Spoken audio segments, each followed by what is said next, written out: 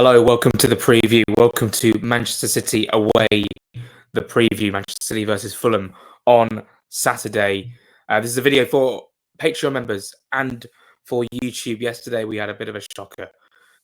We went to Maidenhead for the under-21s and it was just one of the worst games of football. Maidenhead winning by 2-0 in the National League Cup. We'll be back to Motspur Park not only tomorrow, but on Friday as well. Tomorrow is the press conference with Marco Silva. Friday is the under-21s PL2 fixture at home to Chelsea. So there's a big derby. I suppose, is it a derby if it's the academy? I suppose it is. So let's get on with things. Manchester City, of course, played last night against Bratislava, and they won 4-0. They won 4-0. Pretty convincing stuff against Slovan Bratislava. Goals from Ilkay Gundogan, Phil Foden, Erling Haaland, and McAtee. This is how they lined up. In goal, Ortega.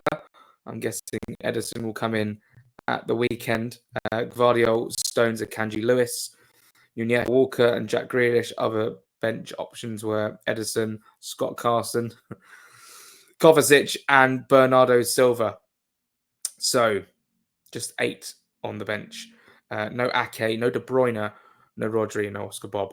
Now, will those 4 players be involved on Saturday? Well, we obviously know that Oscar Bob won't. He broke his leg. Rodri won't because he did his ACL. De Bruyne might. I suppose it's going to have to be a waiting game. We might hear what Pep Guardiola has to say on Friday in the press conference. And then obviously Nathan Ake, he'll be out with with a hamstring injury. He'll be back later this month. So Ake will be out of the game against Fulham. It's going to be a difficult game, but Fulham are on a very, very good upward trajectory so far this season. Obviously, Erling Haaland has scored about 10 goals already so far in the Premier League or in all competitions. He's been an absolute fire. But Fulham's record going to the Etihad isn't great, obviously. They have scored on their last 3 times they've been to the Etihad. But because of Fulham's points tally, because of the win against Newcastle and the win against Nottingham Forest, a loss against Man City is no one's going to sort of look down on you for losing to Manchester City. No one's going to blame you for losing to Manchester City. But it's also worth noting that if Fulham do lose, it's sort of like, well, you know what? Fulham have had a pretty good start to the season. I think fans will forgive a loss to Manchester City. I would like to think that Fulham will try and keep a defensive shape. They'll try and restrict City to chances like they've done previously in previous games against West Ham, especially, and Newcastle and Forest. Of course, Man City create chances at will. Of course, they are one of the best teams in the world. So restricting chances for Man City at the Etihad could be a huge task and one that I don't think that necessarily Fulham will be able to keep up for 90 minutes. Erling Haaland scored a hat-trick last time these two played at the Etihad in a 5-1 win. The goal scorer that day for Fulham was Tim Ream, goal scorer for Fulham the season before, Andreas Pereira, and goal scorer for Fulham the season before that, Fabio Carvalho. Fulham can have a lot of joy here in this game, and I think if we were to see a different starting 11, this is how I'd go with. I think I would play Sander Berge alongside Sasha Lukic. Bring out either Smith Rowe or Pereira. I'm not really sure. There are murmurings that Smith Rowe might have picked up a knock following the game against Nottingham Forest. We'll just see tomorrow what Marco Silva has to say. So if Smith Rowe can't play, you play Pereira. And if Smith Rowe's okay to play, I would play him over Pereira. Did I just say the same thing twice? If Smith Rowe is fit, play Smith Rowe.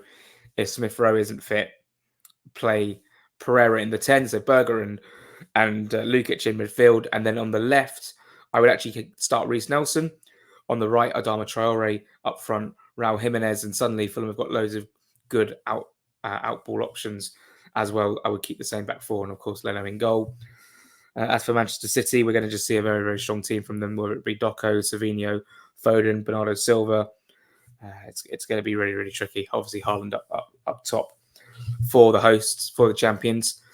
I mean, this is as hard as it gets, really, for Fulham. But it's not like we're sitting on 1 point. It's not like we're sitting on 2 or 3 and we haven't got a win all season. We have been brilliant so far this season. We've shown ourselves to be a very, very capable team at this level.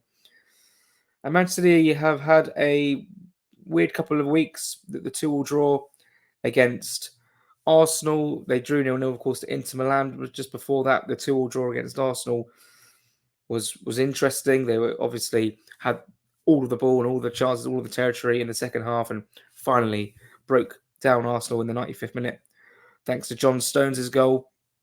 They then beat Watford in the EFL Cup, but their game against Newcastle, they weren't great. Gvardiol actually scored a very, very similar goal on Saturday to the one he scored at the Cottage last season in City's 4-0 win. This is the team we're playing on the last day of the season as well. So if Man City are going for the title, that could be very interesting.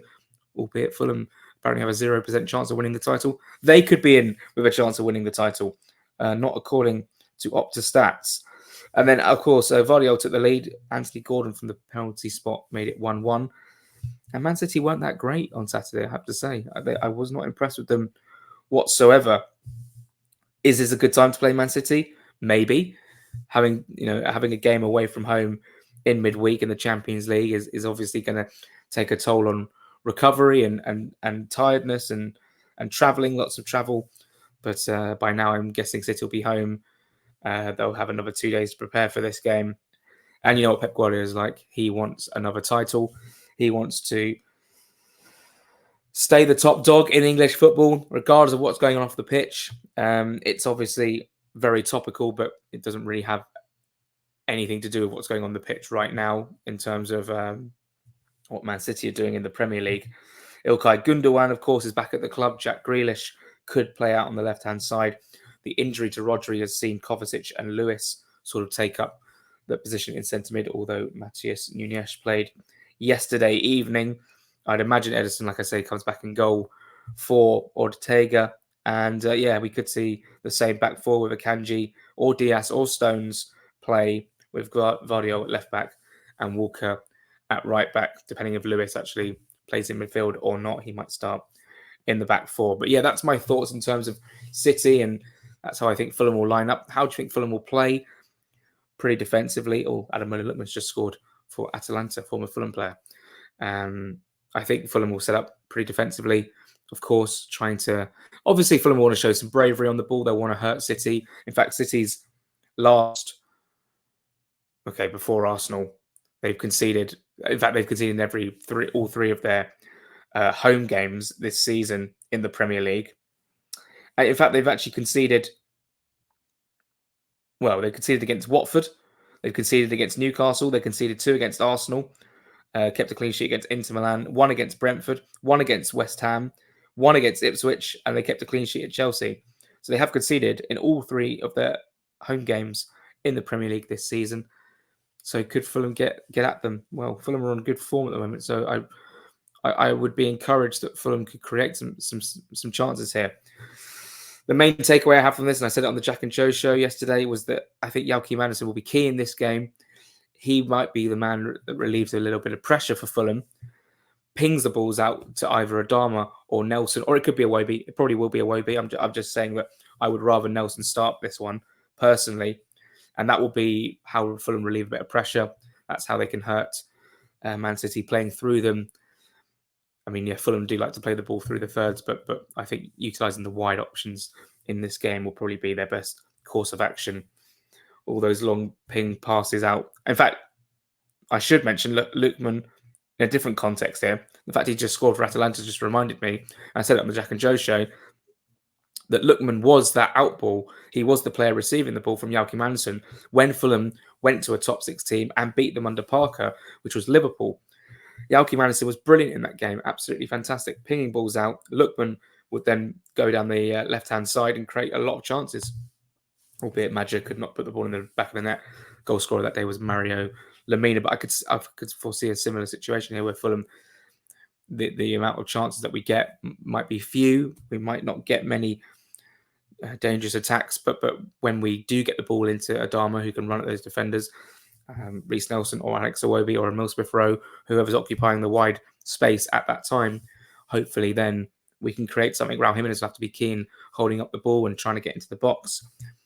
And then, of course, you need the likes of Lukic and Berger, or Lukic and Andreas Pereira, working hard to track back and get back into shape when Man City do win the ball back, which they do very, very well, and transition and try and catch Fulham on the break as well, or not necessarily on the break, but in spells where they have the ball.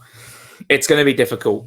There's no glossing over this. If Fulham were to get a point from this, it would be unbelievably fantastic for Fulham, and would then, speak to how fantastically well we've started this season, and how well defensively we've started this season as well. If we win, it would be unbelievable, absolutely unbelievable. If we win, we'd go on the same points as Manchester City, which is quite crazy to say. It's just been such a very, very good start for Fulham this season. 6th in the table. Manchester City have conceded 6 goals this season. Fulham have conceded just 5. So that's an interesting one. If Fulham can win this, they'll go on 14 points, which would be level with Manchester City and Arsenal as well. But Arsenal, I think, plays Southampton this weekend. Liverpool occupy top spot with 15 points from 6 games. There's not an awful lot to add to this. It's Man City away. It's not going to be the easiest game you'll ever see. In fact, there's going to be a lot of suffering. Fulham are going to have to suffer for 90 minutes. But we already have credit in the bank, which is why I'm sort of approaching this preview with a lot of whatever happens sort of attitude. Not with, if Man City were playing Wolverhampton Wanderers this weekend, or Southampton or Crystal Palace, then those fans would be like, God, I know it's Man City, but we need to start showing signs of life at some point. Fulham have shown signs of life, and we've been fantastic. Even if we could hold them out for a 0-0 draw, Man City, there'll be City fans probably watching this thinking, you're loony. And I'm not saying that that's necessarily going to happen. I think that Man City are absolute machines. We've seen that time and time again. We've played Man City with 10 men when they've had 10 men 2 years ago, and they've just played us off the park. Man City with 10 men are as good as any team with 11. I wonder if De Bruyne will be back. That's the big question mark. Erling Haaland will obviously want to get back to scoring ways after not netting against Newcastle. Obviously, he scored the goal on Tuesday night, but they just have so many good options, Man City. It'll be very scary. But the worst we could do is lose, which is obviously quite obvious. I don't want to get thrashed. I want Fulham to be competitive for the whole 90 minutes. I think we can be competitive for the whole 90 minutes. Anderson and Bassey have been absolutely brilliant. Tete's defending is getting better and better. Robinson defending is brilliant, and he's a terrific man going forward. For Fulham, Sasha Lukic has been brilliant as well. Want to see a little bit more from Pereira, of course. I've said that every week. Smith Rowe's got some magic in his boots as well. And then we got the pacey threats of Iwobi on the break, and more than Iwobi, Adama Traore, who really is fantastic and has hurt City before in the past with Wolves at the Etihad. Can Jimenez make it 4 goals from 4? Maybe. Can Fulham get something from this game? It's going to be unlikely, but because why not? Like I said on Jack and Joe, I'm going to predict us to draw 1-1. I feel really good about Fulham. I don't really fear anyone right now. I don't fear this game as you may have done this time last season or this time 2 years ago when we were playing them in December, which wasn't this time. It was actually in November we played them, and we're in October. So almost this time 2 years ago, that I was fearing that game, and obviously we leveled up, and even with 10 men, they still managed to win the game for a penalty, which I still don't think was a penalty. However, that is off the past now. Yeah, they scored 5 goals past us. Can Fulham just keep it tight early doors from this game? That would be encouraging. But yeah, I think Man City will take the lead, and I think we'll equalise. I think we've got something about us. Obviously, it's a brave prediction. It's one that's probably not going to come to fruition. But what's the point of being alive if you can't dream? Which, if you know, you know. That's it for the preview today. So yeah, Maidenhead was obviously a bit of a grim encounter. It's not been the best of weeks, albeit very happy with the Forest result. But yeah, the Maidenhead game last night was not very good at all. But we'll be back to Motson Park on Friday, back to the Etihad. Not back to the Etihad, but I suppose we're going to the Etihad on Saturday in the press box. So if you're thinking, I wonder what goes on in the press box, I want to see that, the Patreon is the best place to see all that stuff. We really would like. I will speak from the heart here.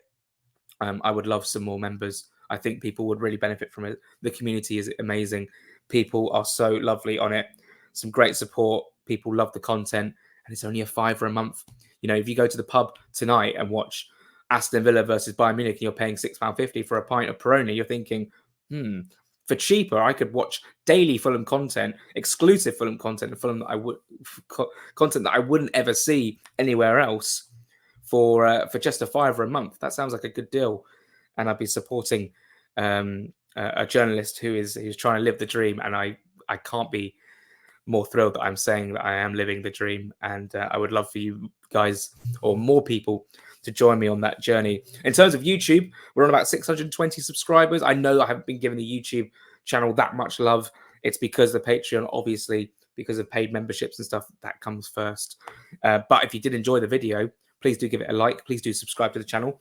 We do predominantly previews and reviews on this channel, and there will be snippets of other bits of content that goes up on Patreon as well, to give people a flavour of what you can get on Patreon. Like I say, £5 a month. It's daily Fulham content. It's every day. Even during the international break, you're thinking, well, he won't upload then. Yeah, we're going to do it. And we have done it before. Loads of stuff going on. People can suggest content that they want to see on the Patreon. And if it's doable, we do it, honestly. And we have some ideas and some great content to come over the next couple of weeks during the international break. It's a shame it's another international break, but Fulham are in a really good place right now, regardless of the result against Man City. Okay, if we lose 5 or 6-0, that would be obviously very frustrating and would undermine a lot of the good work that's gone on so far this season. But we'd still be on 11 points. There would be no points taken away from us. But Man City, respect to Man City, they're a fantastic team. But I hope Man City come away thinking, Fulham are a good team. That's what I hope happens. Thanks so much for watching. You know where all the links are for the Patreon in the description of the video, in my Twitter bio and Instagram bio as well. Kelly FFC, as is seen on screen. Thanks so much for watching. City fans, let me know your thoughts below as well. I'm sure you guys will be pretty confident you'll be getting 3 points, and I am the same. But you got to back your team. You got to back Fulham. 1-1 draw. I'm gonna go for. Thanks so much for watching. Thanks so much for being here, and we'll speak on